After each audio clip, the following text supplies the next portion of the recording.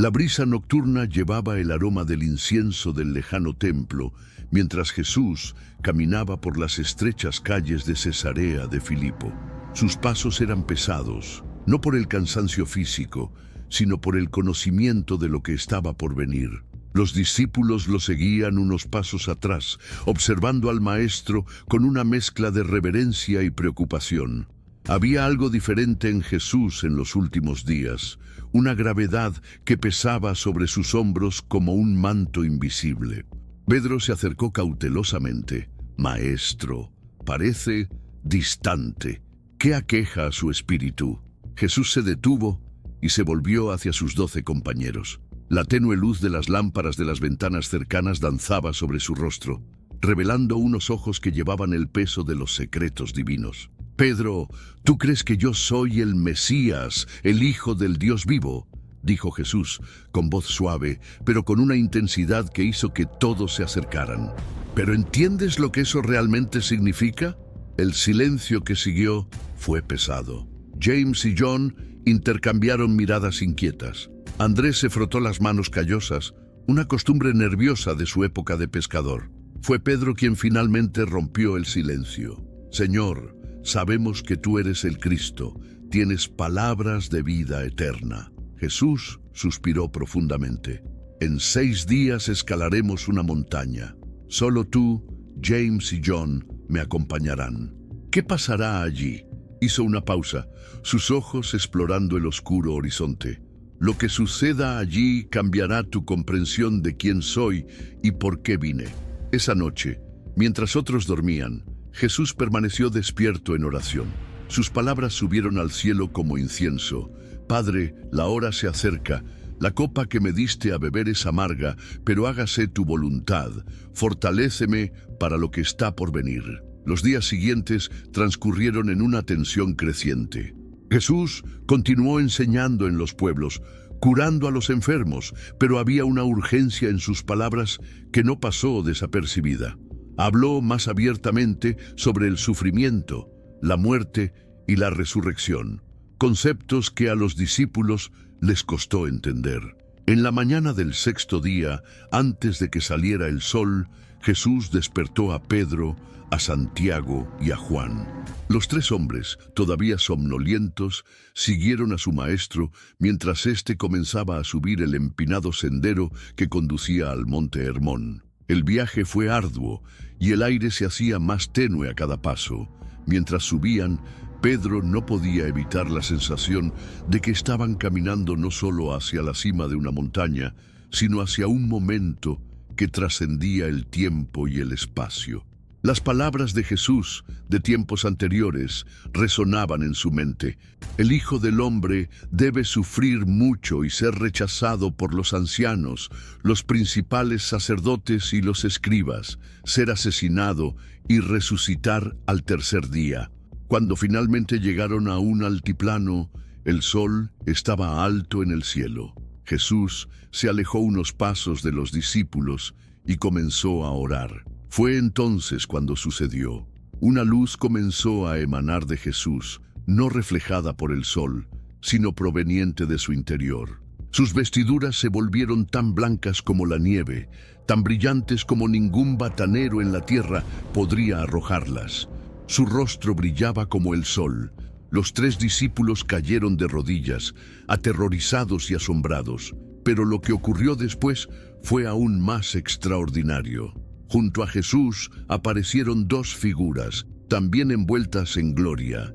Instintivamente, los discípulos supieron quiénes eran: Moisés, el gran legislador, y Elías, el profeta del fuego. Se inició una conversación entre los 3, dicha en tonos que parecían trascender las palabras humanas. Los discípulos podían oírla, pero era como si cada palabra llevara el peso de siglos de historia y promesas. Hablaban del éxodo que Jesús estaba a punto de realizar en Jerusalén, una salida que recordaba la liberación de Egipto, pero a escala cósmica. Pedro, siempre impulsivo, no pudo contenerse. «Señor, qué bueno que estemos aquí. Si quieres, haré aquí 3 tiendas, una para ti, otra para Moisés y otra para Elías». Apenas había terminado de hablar cuando una nube luminosa los cubrió y una voz tronó desde el cielo. «Este es mi Hijo amado, en quien tengo complacencia. Escúchenlo». Los discípulos cayeron rostro en tierra, dominados por un gran temor. Cuando Jesús los tocó diciendo, «Levántense y no tengan miedo», miraron a su alrededor y vieron solo a Jesús, solo, como siempre lo habían conocido. Pero nada volvería a ser igual que antes. Habían vislumbrado algo de gloria celestial, presenciado un encuentro que trascendió el tiempo y escuchado la misma voz de Dios, confirmando la identidad de su Maestro. Mientras descendían de la montaña, Jesús les ordenó que no contaran a nadie acerca de la visión, hasta que el Hijo del Hombre hubiera resucitado de entre los muertos. Los 3 discípulos guardaron el secreto, pero sus mentes estaban llenas de preguntas. ¿Por qué Moisés y Elías? ¿Qué significó esa charla sobre el éxodo en Jerusalén? ¿Y por qué Jesús, que había demostrado tanta gloria, hablaba constantemente del sufrimiento y de la muerte?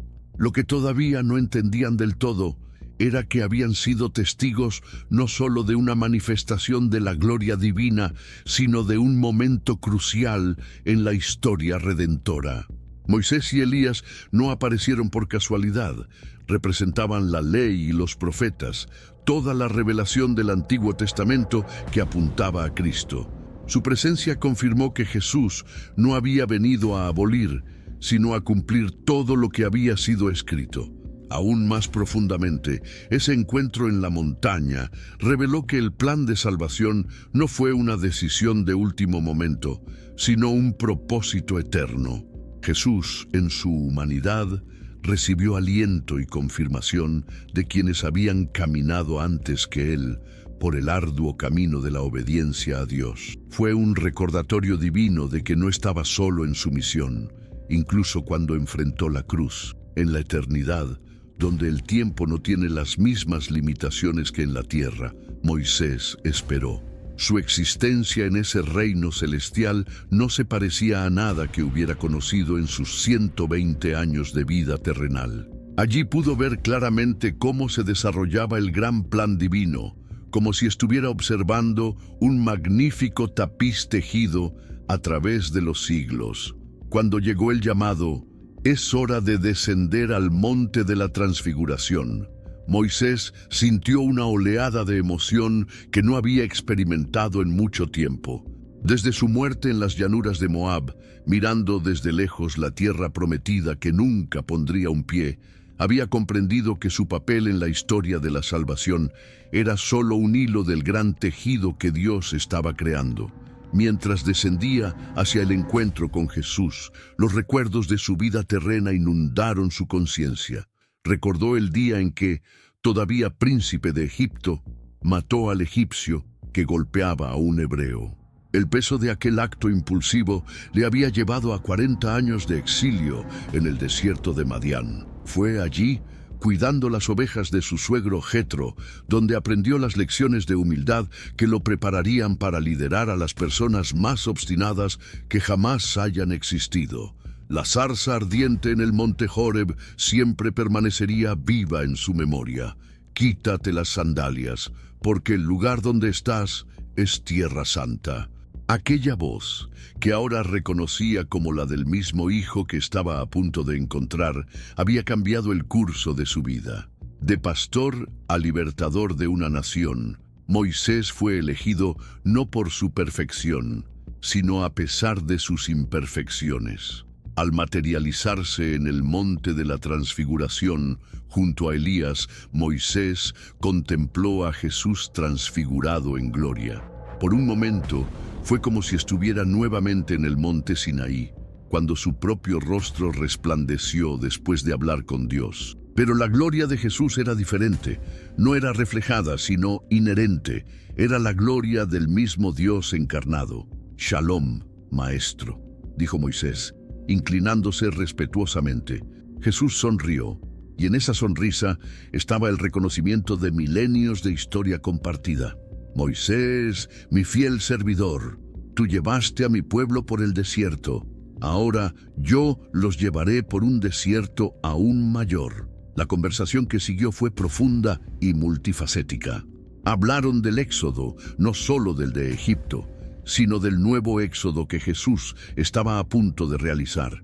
Cuando liberé a Israel de la esclavitud física, dijo Moisés, no fue más que una sombra de lo que estás a punto de hacer.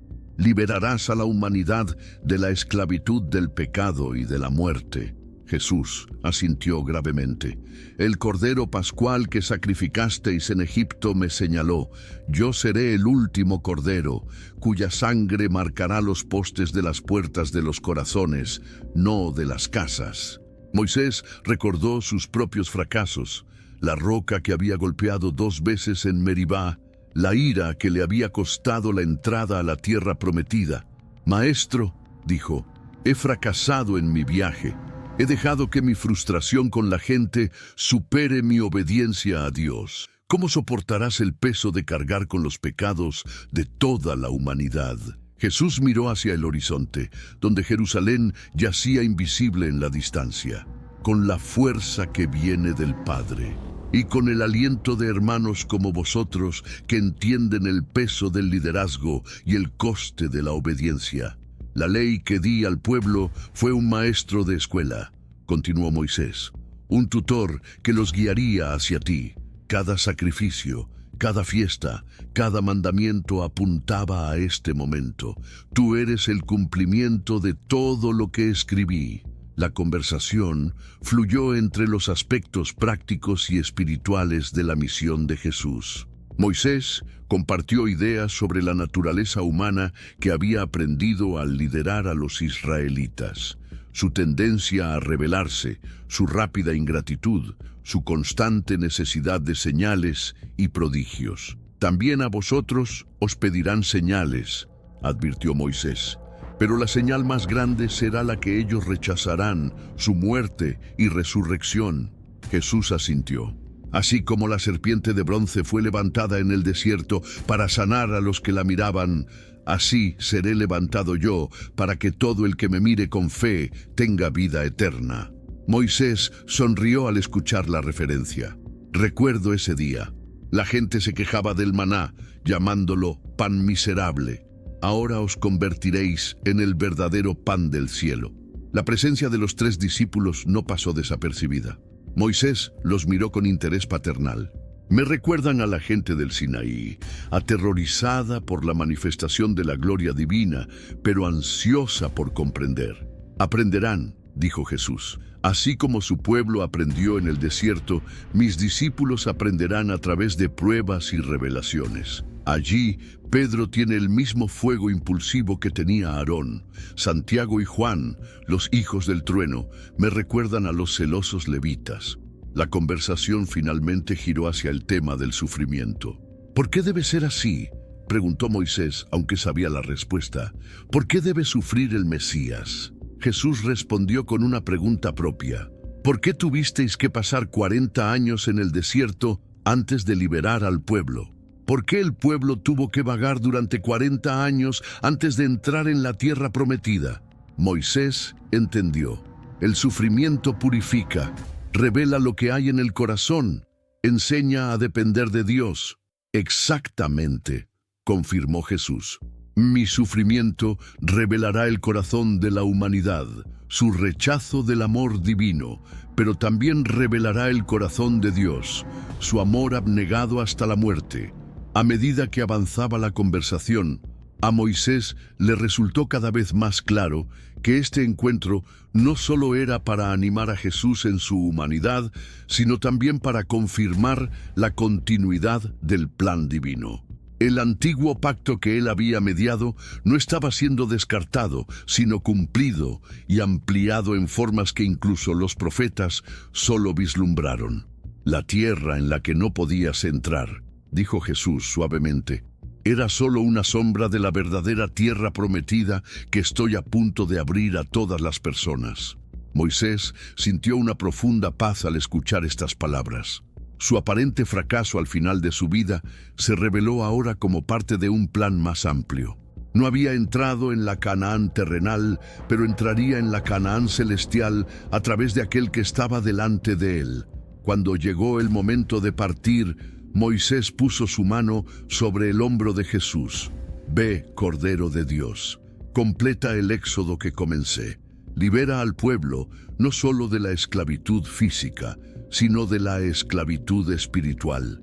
Y debes saber que todos nosotros, los que vinimos antes, te apoyamos, esperando la consumación de todas las cosas.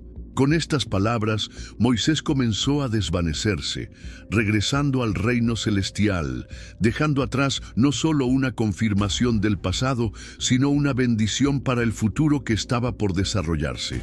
Mientras Moisés se desvanecía suavemente, Elías permaneció unos momentos más al lado de Jesús, su presencia intensa como una llama que se niega a apagarse. El profeta del fuego, el que había desafiado a los reyes y había hecho descender fuego del cielo, ahora estaba cara a cara con aquel que bautizaría con fuego y Espíritu Santo. Elías trajo consigo las marcas invisibles de una vida de conflicto espiritual. A diferencia de Moisés, que había muerto y fue sepultado por Dios, Elías había sido llevado al cielo en un carro de fuego. Su dramática salida de la tierra reflejó la intensidad con la que vivió cada momento de su ministerio profético. «Maestro», comenzó Elías, su voz aún con el tono de urgencia que había caracterizado sus proclamas terrenas. Los profetas hablaban de sus días con anhelo y temblor. Yo mismo proclamé la venida de aquel día grande y terrible del Señor. Jesús observó al profeta con profunda comprensión. Tú has preparado el camino, Elías. Tu espíritu y poder ya descansan sobre Juan el Bautista. Elijah asintió, recordando sus propias luchas. En el monte Carmelo invoqué fuego del cielo para demostrar que el Señor es Dios. Pero tú, hizo una pausa, asombrado. Tú eres el fuego consumidor de Dios, pero eliges dejarte consumir por el mundo. La conversación fluyó hacia los recuerdos más dolorosos de Elías. Su huida al desierto después de la amenaza de Jezabel, su deseo de morir bajo el enebro, su viaje de 40 días a Horeb. Conocí la desesperación, confesó Elijah. Después de la victoria en el Carmelo, pensé que Israel se volvería completamente a Dios. En cambio, tuve que huir para salvar mi vida. Me sentí completamente solo. Jesús tocó el hombro del profeta. Pero no estabais solos. 7,000 no doblaron la rodilla ante Baal. Y en Horeb, Dios os habló no con fuerte viento, ni con terremoto, ni con fuego, sino con suave susurro. Sí, respondió Elías, sus ojos brillando con el recuerdo. Aprendí que Dios no siempre actúa como esperamos. Su voz más poderosa puede ser la más suave. Miró intensamente a Jesús. ¿Cómo será tu voz en la cruz? ¿Será un grito de victoria o un susurro de rendición? Serán ambas cosas, respondió Jesús. Consumado es, será a la vez un grito de triunfo y un susurro de amor total. Elías caminó unos pasos, observando a los discípulos aún postrados. Ellos no entienden todavía, ¿verdad? Así como yo no entendí completamente mi misión hasta que me sacaron de este mundo. El entendimiento vendrá, aseguró Jesús, pero solo después de la resurrección. Por ahora deben caminar por fe, no por vista. El profeta se volvió nuevamente hacia Jesús. En el desierto fui alimentado por los cuervos y por la viuda de Sarepta. Tú multiplicaste los panes y los peces. En el Carmelo crié al hijo de la viuda. Tú criaste al hijo de la viuda de Naín y a la hija de Jairo. Ahora veo que mi ministerio no era más que una sombra del tuyo. No solo una sombra, corrigió Jesús suavemente, sino una preparación. Cada milagro que realizaste me señaló. Cada confrontación con la idolatría preparó el camino para la revelación final del Dios verdadero. Elías reflexionó sobre sus experiencias más intensas. Me he enfrentado a 450 profetas de Baal. He desafiado a reyes malvados, pero tú enfrentarás cosas peores. el rechazo de tu propio pueblo, la traición de un discípulo, el abandono de tus amigos más cercanos. Es la copa que debo beber, respondió Jesús. Pero así como ustedes fueron fortalecidos por los ángeles en el desierto, así yo seré fortalecido para hacer la voluntad del Padre. La conversación ahondó en aspectos del celo divino. Elías siempre había sido conocido por su celo ardiente, por el honor de Dios. Mi celo se ha manifestado muchas veces en juicio, admitió el profeta. Llamé fuego del cielo sobre los soldados que vinieron a arrestarme, pero tu celo se manifestará de otra manera, ¿no es así? Jesús sonrió con tristeza y comprensión. Mi celo por la casa de mi Padre me consumirá, pero no destruyendo a mis enemigos, sino muriendo por ellos. El fuego que traeré no es de destrucción, sino de purificación. No he venido a condenar al mundo, sino a salvarlo. Elías entendió profundamente. Toda mi vida he luchado contra la idolatría externa, los altares de Baal, los postídolos de Asera, pero tú lucharás contra la idolatría interna, el orgullo religioso, la justicia propia, el corazón endurecido que se niega a reconocer a Dios, incluso cuando Él está delante de ellos. Es la batalla más dura, coincidió Jesús. Es más fácil destruir un ídolo de piedra que un ídolo en el corazón. El tiempo en la montaña parecía suspendido, como si la eternidad hubiera invadido lo temporal. Elías compartió sus ideas sobre la naturaleza del ministerio profético. Siempre me pregunté por qué Dios me permitió pasar por tanto sufrimiento y soledad. Ahora veo que fue para identificarme con su sufrimiento venidero. Todo profeta, dijo Jesús, participa de algún modo de los sufrimientos del Mesías. Fuisteis rechazados para poder comprender mi rechazo. Sufristeis para poder consolar a los que sufren. Elías se acordó de Eliseo, su sucesor. Cuando Eliseo me pidió una doble porción de mi espíritu, le dije que pedía algo difícil. Pero tú derramarás tu espíritu sin medida sobre todos los que creen. El espíritu que reposó sobre cada profeta será derramado sobre toda carne, confirmó Jesús. Lo que vosotros habéis vivido en medida, mis seguidores lo vivirán en plenitud. La conversación eventualmente giró hacia el futuro cercano de Jesús. En Jerusalén, dijo Elías, te enfrentarás a los descendientes espirituales de los profetas de Baal, aquellos que se visten de religiosidad, pero sirven a sus propios intereses. Lo sé, respondió Jesús, y así como ustedes enfrentaron a Acab y Jezabel, yo enfrentaré a los poderes religiosos y políticos. Pero mi victoria vendrá a través de una derrota aparente. La sabiduría divina confunde la sabiduría humana, observó Elías. En Horeb aprendí que Dios no estaba en las poderosas manifestaciones que esperaba, sino en un susurro tranquilo y gentil. En la cruz, el poder de Dios se manifestará en lo que el mundo considera debilidad. Las últimas palabras de Elías antes de partir estuvieron cargadas de significado profético. Tú eres el fuego que calienta sin destruir, la luz que ilumina sin cegar. En ti, toda violencia de los profetas se transforma en misericordia, todo juicio en gracia. Ve, Hijo de Dios, y consume el sacrificio final, no con fuego del cielo, sino con el fuego del amor divino. Cuando Elías comenzó a desvanecerse, Jesús observó cómo la figura del ardiente profeta regresaba al reino celestial. El testimonio de Elías confirmó que el camino del sufrimiento no era una desviación del plan divino, sino su centro mismo. El profeta que había huido al desierto pidiendo la muerte, comprendió ahora que la muerte voluntaria de Cristo sería la mayor manifestación del poder divino jamás presenciada. A medida que las figuras luminosas de Moisés y Elías se acercaban a su momento final en la montaña, se desarrolló una escena extraordinaria. Los dos grandes pilares del Antiguo Testamento, la ley y los profetas, estaban junto a Jesús, formando una trinidad temporal que representaba toda la historia de la revelación divina. Pedro, todavía postrado en el suelo con Santiago y Juan, se atrevió a levantar ligeramente la cabeza. Lo que presenció en ese momento quedaría grabado para siempre en su memoria. Moisés a la diestra de Jesús, representando la ley que había guiado a Israel durante siglos.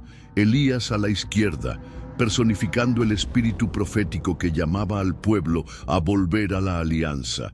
Y en el centro, Jesús, resplandeciente en la gloria divina, siendo el cumplimiento de ambos. «Maestro», dijo Moisés con la voz llena de siglos de sabiduría, «cuando entregué las tablas de la ley al pueblo, les dije que Dios levantaría un profeta como yo y que debían escucharlo.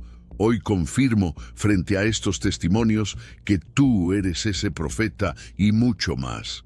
Elías añadió: «Y yo, que he preparado el camino para la manifestación del Señor, testifico que tú eres el Señor mismo que viene a su templo, el mensajero del pacto en quien el pueblo se deleita, aunque no lo reconozca».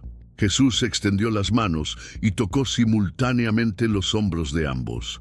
En este gesto sencillo pero profundo, encontró su cumplimiento toda la revelación del Antiguo Testamento. Ambos fuisteis fieles servidores del Padre. Moisés, liberaste al pueblo de la esclavitud física y les diste la ley que revelaba el carácter de Dios.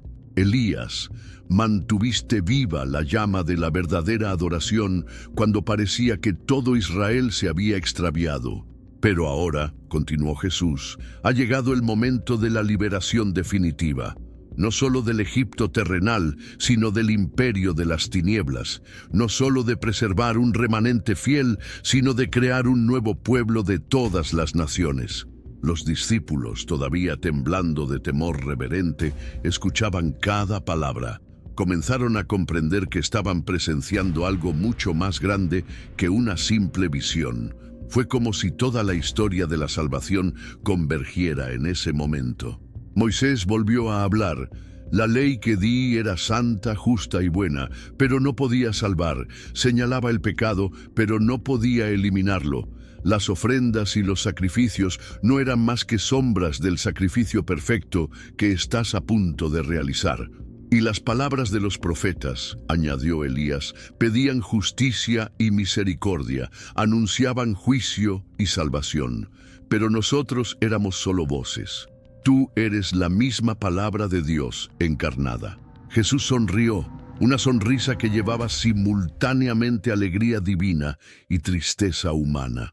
Para eso vine, para cumplir cada jota y tilde de la ley, para cumplir cada profecía.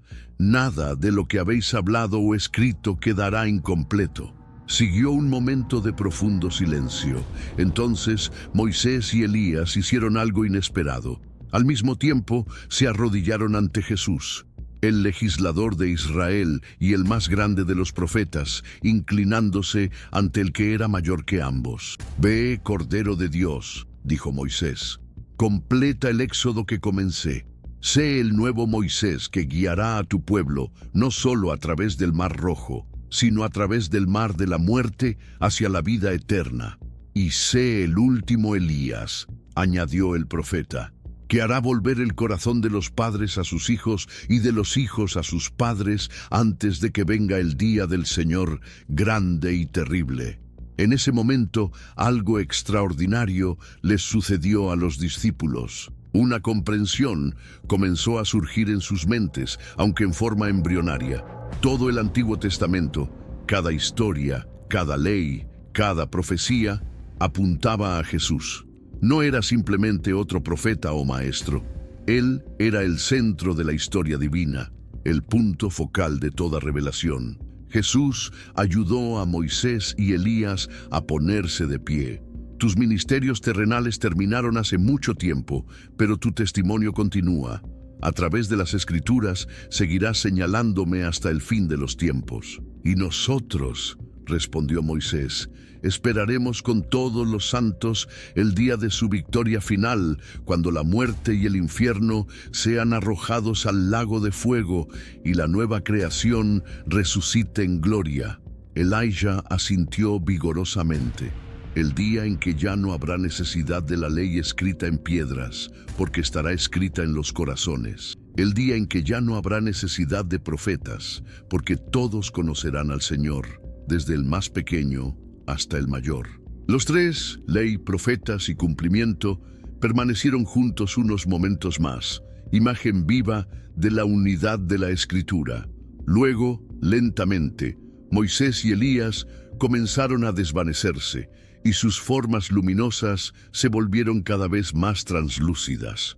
Antes de desaparecer por completo, ambos extendieron sus manos sobre Jesús en gesto de bendición. Era como si todo el antiguo pacto estuviera bendiciendo y confirmando el nuevo pacto que estaba por establecerse mediante la sangre de Cristo. Acordaos, fueron las últimas palabras de Moisés a sus discípulos: cuando leáis la ley, ahora la leeréis a través de él. Él es la llave que abre todos los misterios. Y cuando leáis a los profetas, añadió Elías, sepan que todas nuestras palabras encuentran en él su sí y su amén. Con eso, las dos figuras desaparecieron por completo, dejando solo a Jesús con sus tres discípulos asombrados. La montaña parecía extrañamente silenciosa ahora, como si la creación misma estuviera procesando lo que acababa de presenciar. Jesús se acercó a los discípulos, su gloria ahora velada nuevamente en forma humana ordinaria. «Levántate», dijo suavemente, «y no tengas miedo». Cuando finalmente encontraron el coraje para mirar hacia arriba, solo vieron a Jesús, ya no transfigurado en gloria visible, sino que todavía llevaba dentro de sí toda la plenitud de la divinidad. El encuentro en la montaña lo había confirmado de manera irrefutable. Jesús no era solo un sucesor de Moisés y Elías.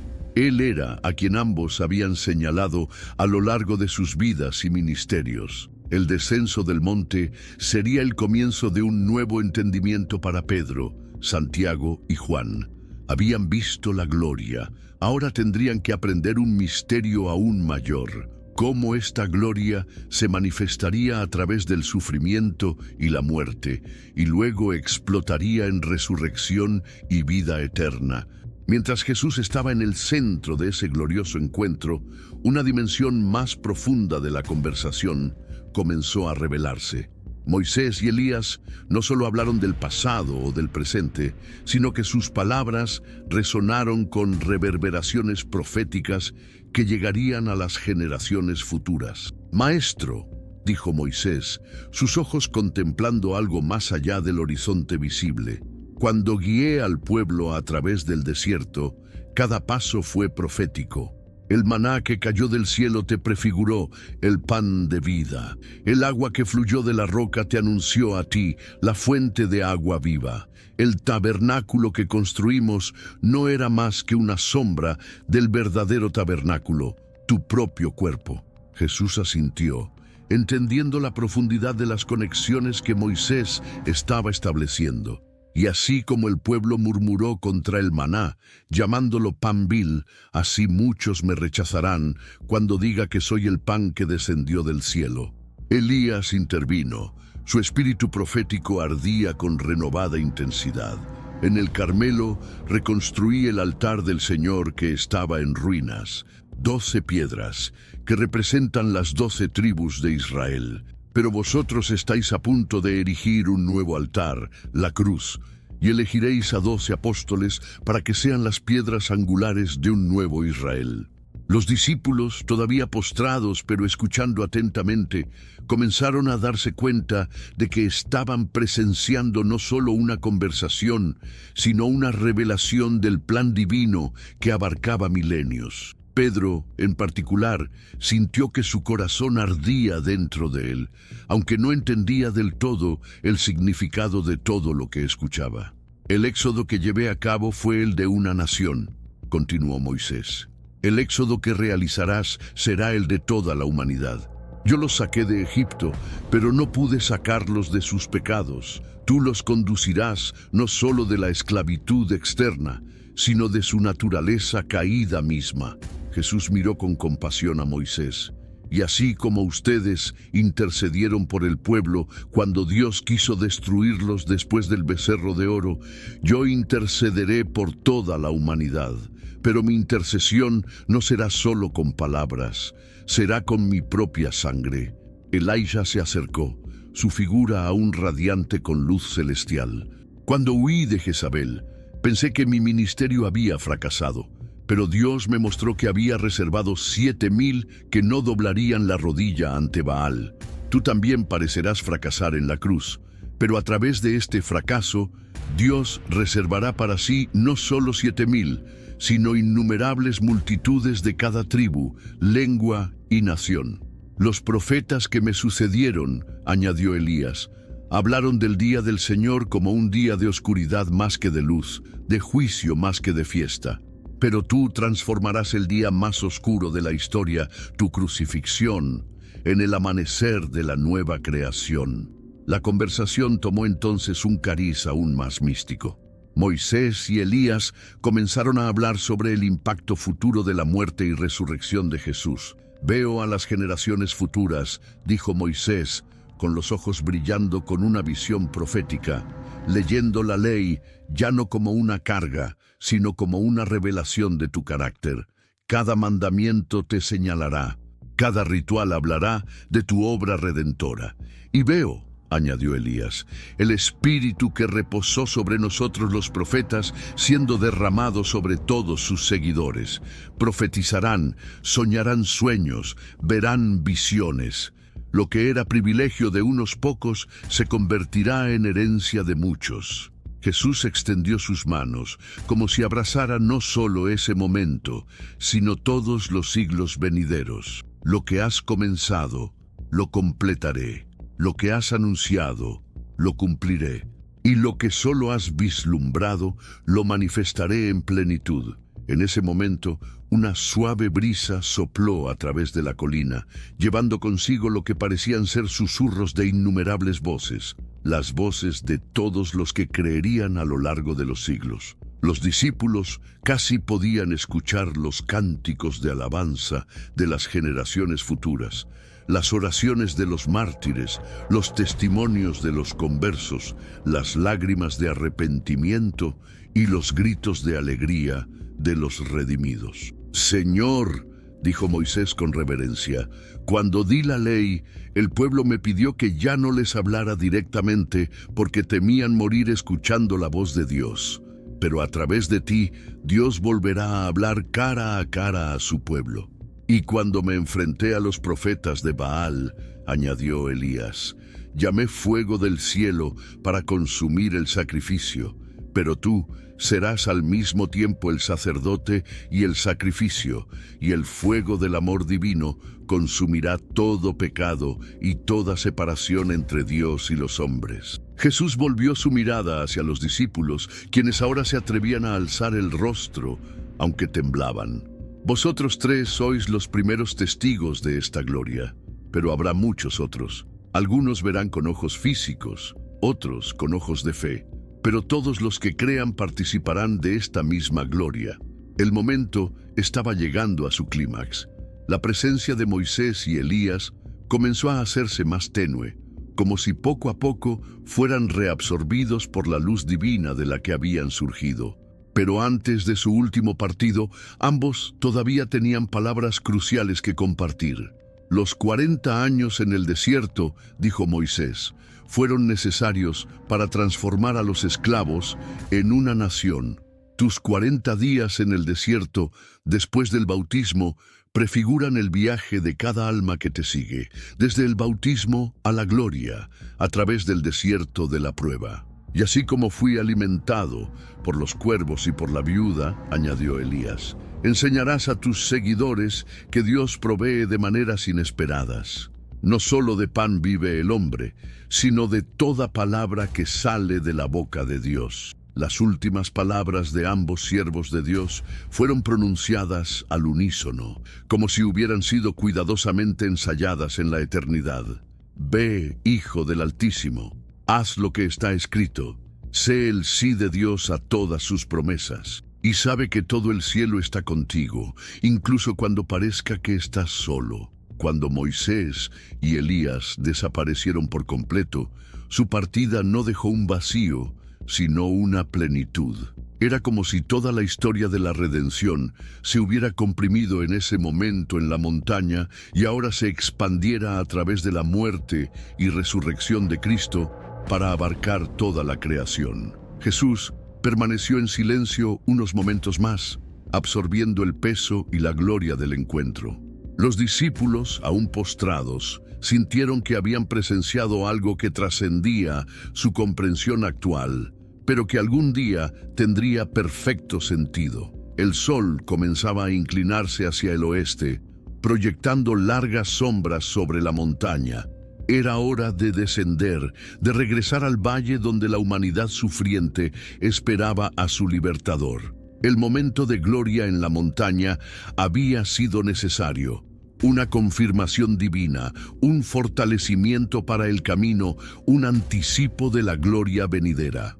Pero el camino hacia esta gloria pasa necesariamente por la cruz. Los ecos de las voces de Moisés y Elías todavía parecían resonar en las rocas de la montaña, llevando promesas y profecías que se extenderían a lo largo de los siglos, tocando corazones y transformando vidas hasta el fin de los tiempos. La nube luminosa que había envuelto la montaña comenzó a disiparse, y con ella la presencia visible de Moisés y Elías. Jesús permaneció en silencio por un momento.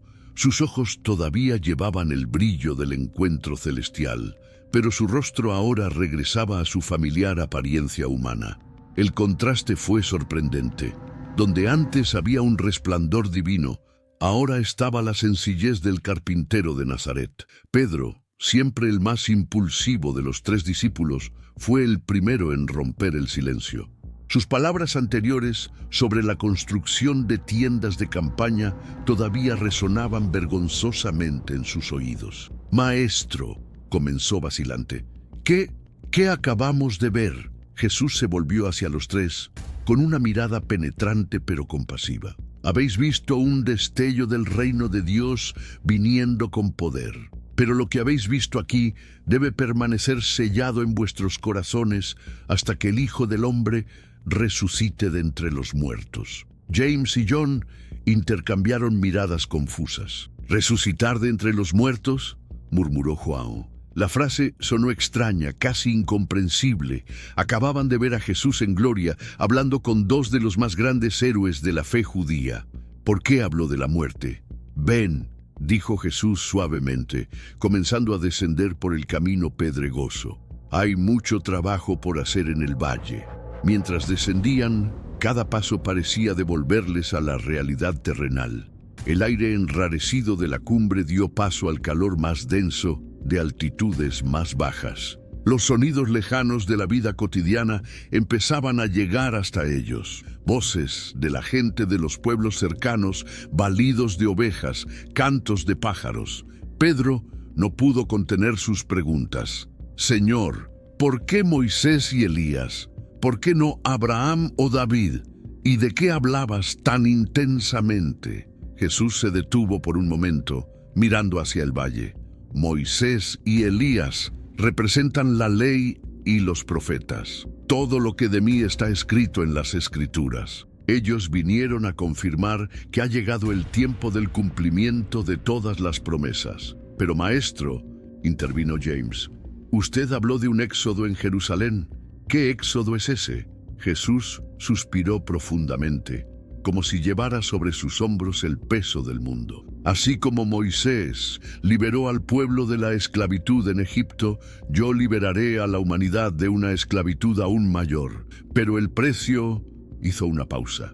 Sus ojos se centraron en algo lejano, más allá del horizonte físico. «El precio será alto». Siguieron descendiendo en silencio durante algún tiempo. Los discípulos procesaron lo que habían presenciado, cada uno perdido en sus propios pensamientos. Juan, el más contemplativo de los 3, finalmente habló. «Aquella voz que oímos desde la nube, este es mi Hijo amado, escúchenlo». ¿Fue la misma voz que habló en su bautismo? Jesús asintió. «El Padre ha confirmado nuevamente quién soy. pero lo más importante es que os ha ordenado que me escuchéis. En los días venideros, cuando todo parezca perdido, recordad este mandato.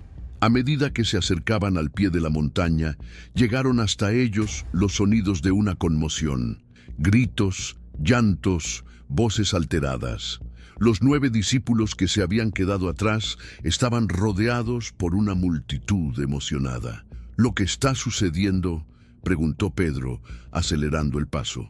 A medida que se acercaban, la escena se fue aclarando. Un hombre estaba arrodillado en el centro de la multitud, sosteniendo a un niño que se retorcía violentamente. Los discípulos parecían frustrados e impotentes, mientras algunos escribas discutían con ellos, aparentemente burlándose de su incapacidad para ayudar.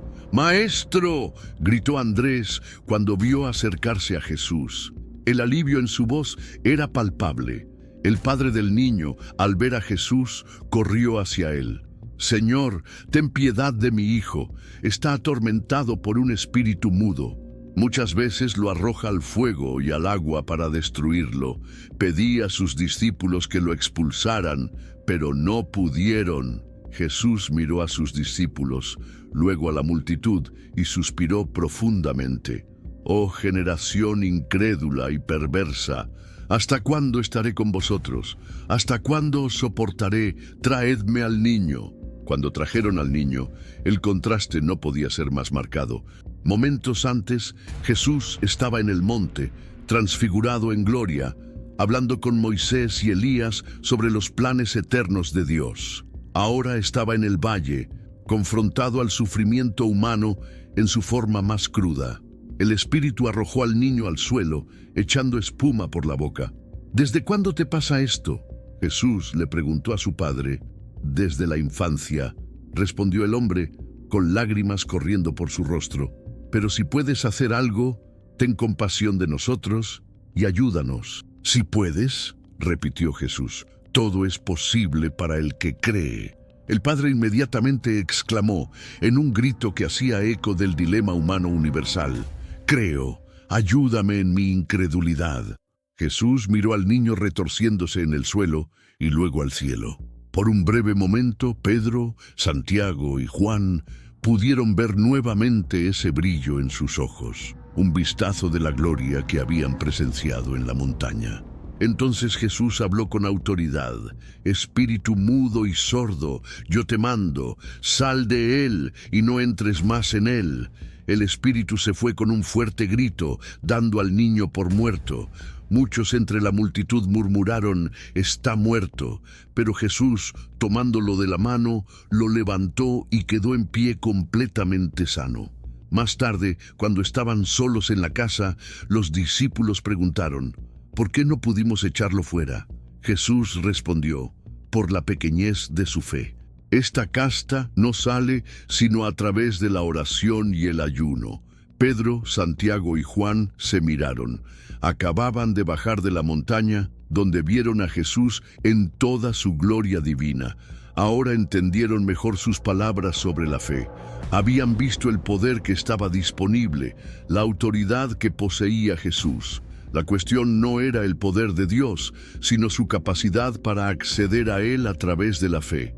Esa noche, mientras los demás dormían, los 3 discípulos que habían estado en la montaña permanecieron despiertos, hablando en susurros de lo que habían presenciado.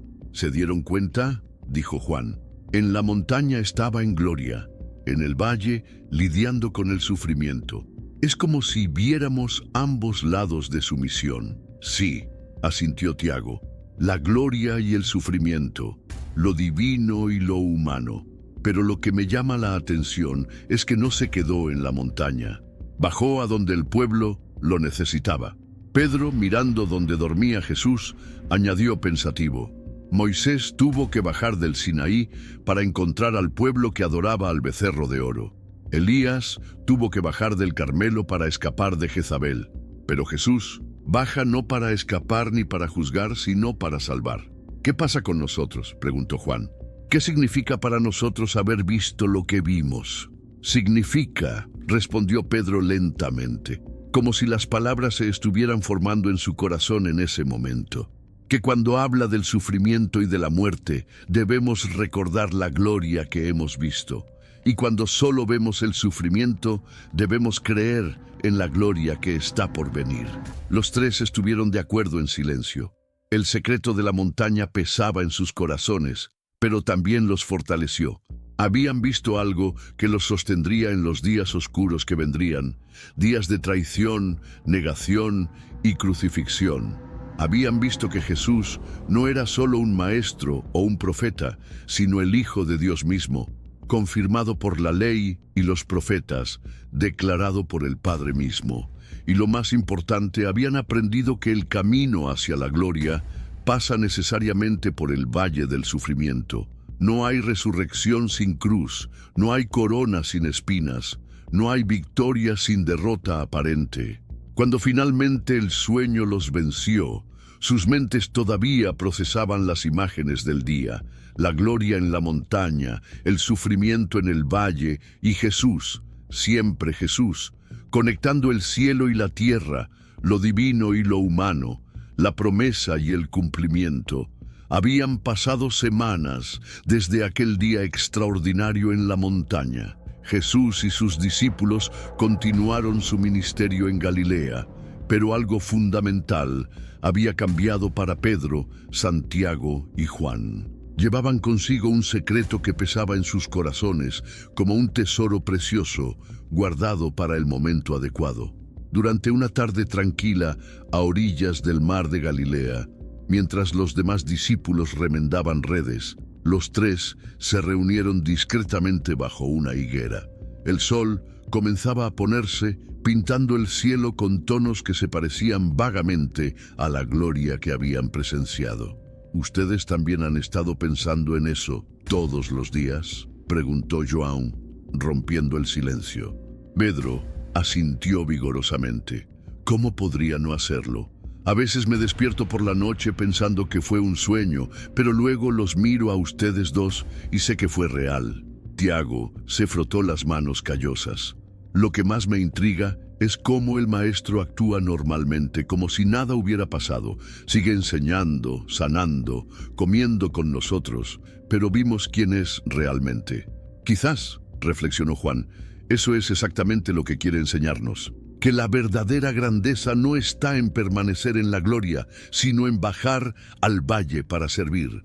En ese momento Jesús se acercó a ellos, sus pasos suaves sobre la arena. ¿De qué están hablando tan en serio?, preguntó, aunque sus ojos indicaban que ya lo sabía. Los tres se miraron inseguros. Jesús se sentó entre ellos, su mirada recorriendo el horizonte donde se ponía el sol. «Has guardado bien el secreto», dijo, «pero sé que tienes muchas preguntas».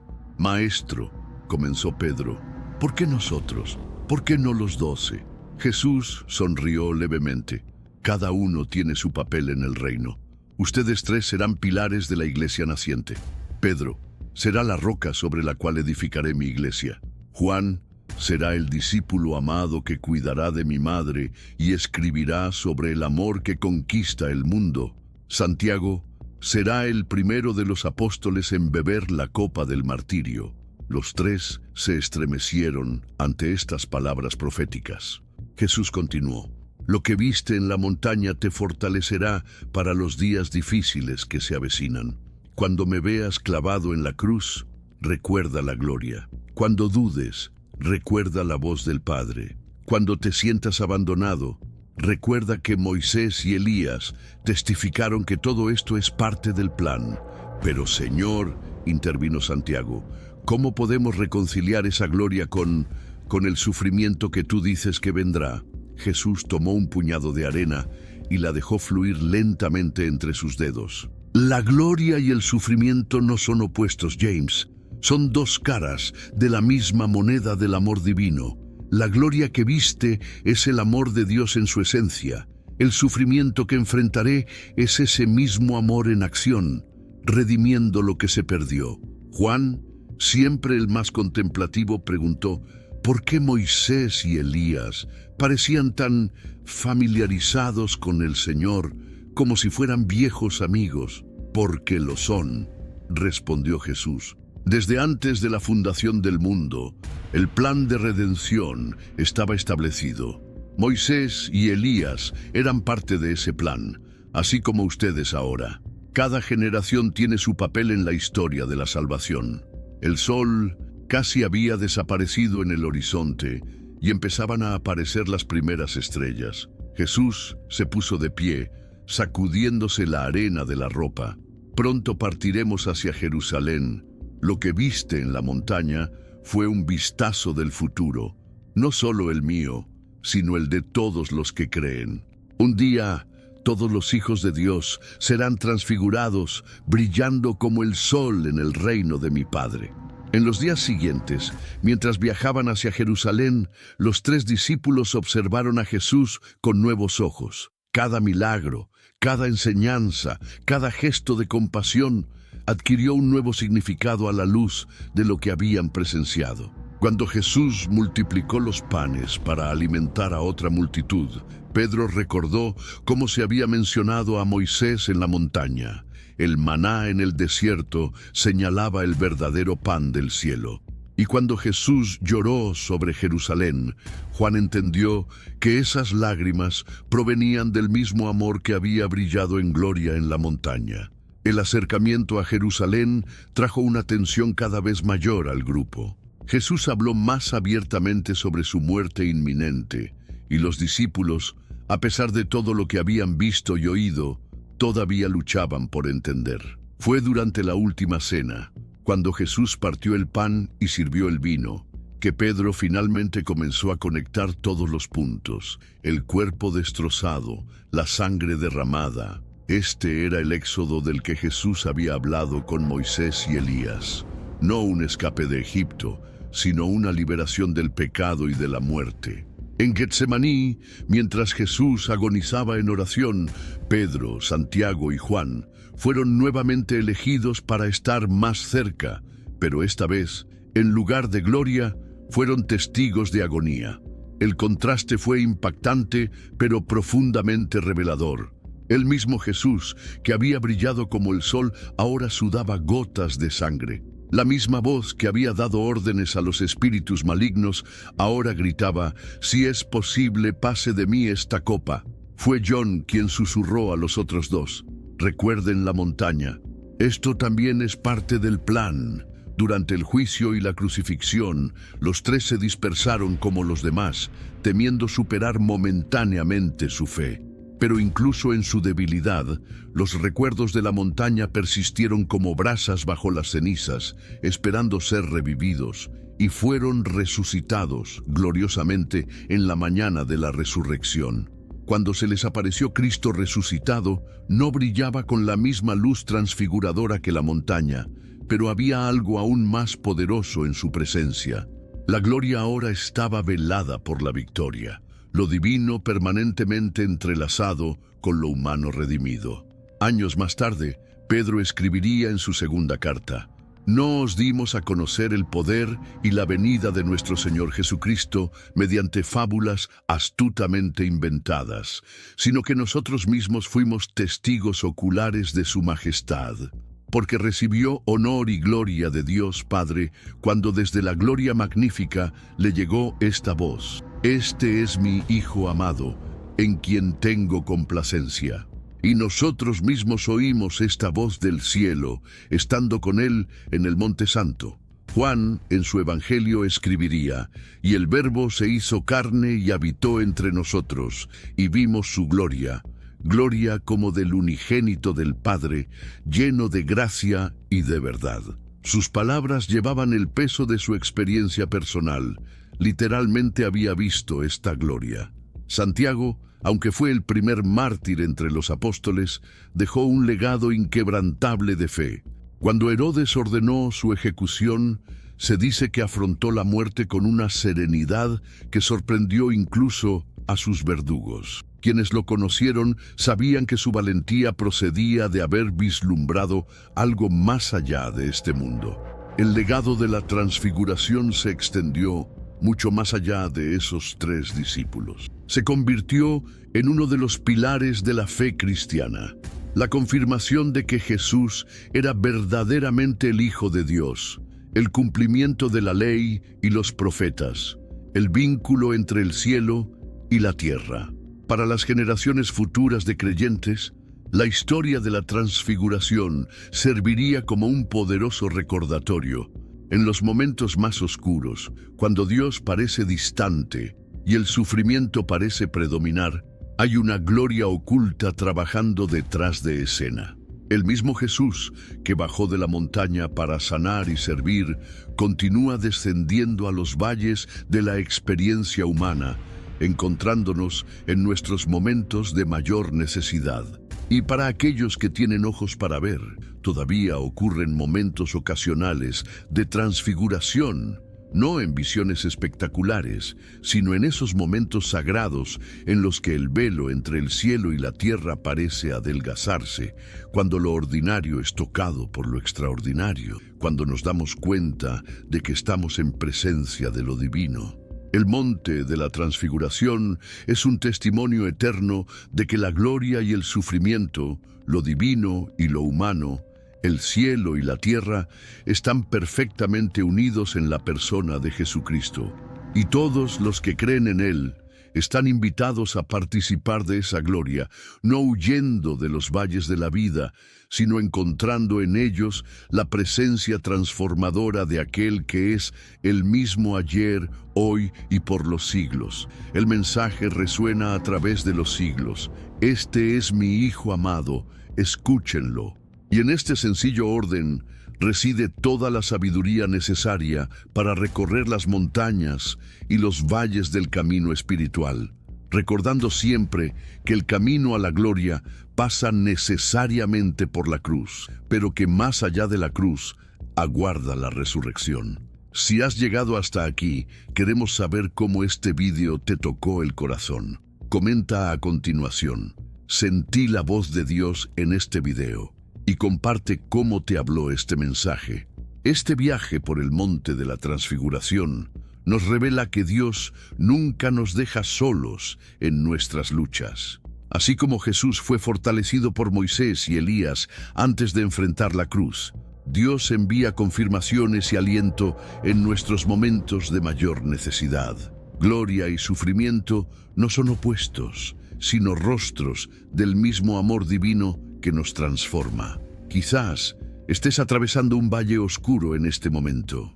Recuerda, el mismo Jesús que brilló en gloria en la montaña es quien desciende a nuestros valles para encontrarnos, sanarnos y restaurarnos. Su gloria no está distante, sino que obra a través del sufrimiento para producir la redención. No olvides suscribirte al canal para seguir recibiendo contenido transformador, dejar un me gusta para apoyar esta misión y, por supuesto, ver el siguiente video que ya está en la pantalla final. Que Dios bendiga poderosamente tu vida.